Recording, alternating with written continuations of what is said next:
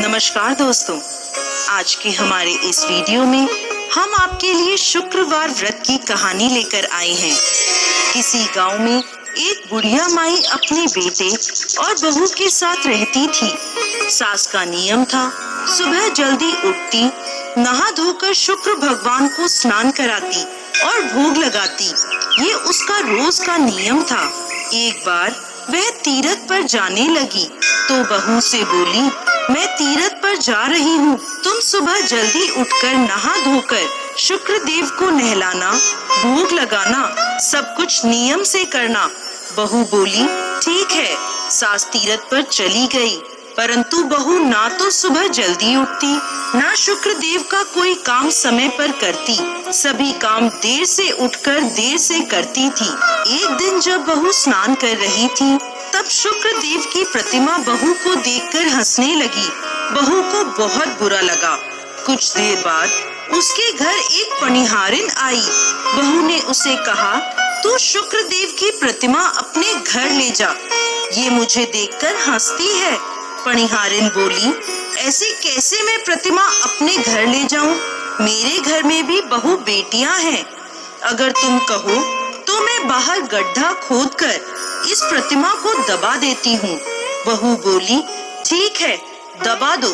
पनिहारिन ने प्रतिमा उठाई और घर के बाहर गड्ढा खोदकर उस गड्ढे में दबा दी। जब से शुक्र देव की प्रतिमा को गड्ढे में दबाया, तभी से उनके घर का बुरा वक्त शुरू हो गया। घर का अन्न धन सब खत्म हो गया। घर में चोरी हो गई। बेटा बोला, सब कुछ ठीक था, जब से मेरी माँ गई है तब से मेरे घर की दशा ही बदल गई है। बहू बोली, कुछ धन तो चोर ले गए और कुछ धन तुम्हारी माँ अपने साथ ले गई। घर में कुछ नहीं बचा। कुछ समय बाद जब माँ घर वापस आई तो घर के हालात देखकर हैरान रह गई। बेटा बोला, माँ तुम्हारे जाते ही घर के हालात एकदम बदल गए। घर में चोरी हो गई। हम अन्न के दाने दाने को तरस गए हैं। माँ बोली, बेटा कोई बात नहीं, शुक्र देव सब ठीक करेंगे। ऐसा कहकर जब वह घर के मंदिर में गई तो देखा शुक्र देव की प्रतिमा वहाँ नहीं है।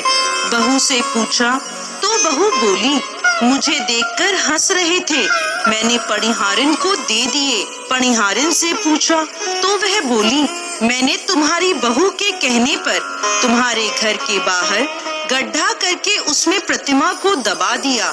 सास भागी भागी गई और प्रतिमा को गड्ढे से निकालकर घर में लाई, नहलाया, धुलाया और फिर से मंदिर में विराजमान कर दिया।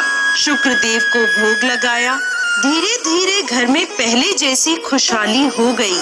बहू बहुत पछताई, सास से और शुक्र देव से अपने किए की माफी मांगी और बोली, अब मैं नियम से शुक्र देव की सेवा पूजा करूंगी। हे शुक्र देव, जैसे बेटे बहू के साथ किया वैसे किसी के साथ मत करना, और जैसा सास के साथ किया वैसा इस कहानी को कहते, सुनते और हुंकार भरते सबके साथ करना। सबके अन्न धन के भंडार भरना।